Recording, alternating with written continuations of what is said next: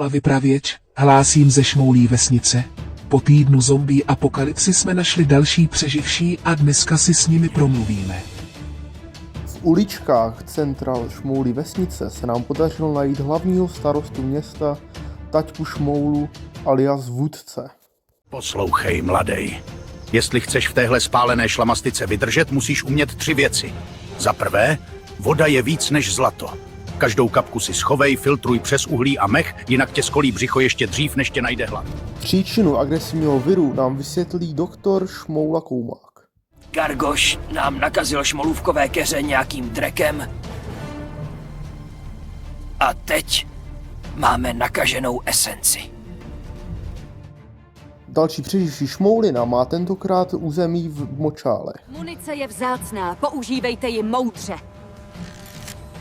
A držte se dál od bažin.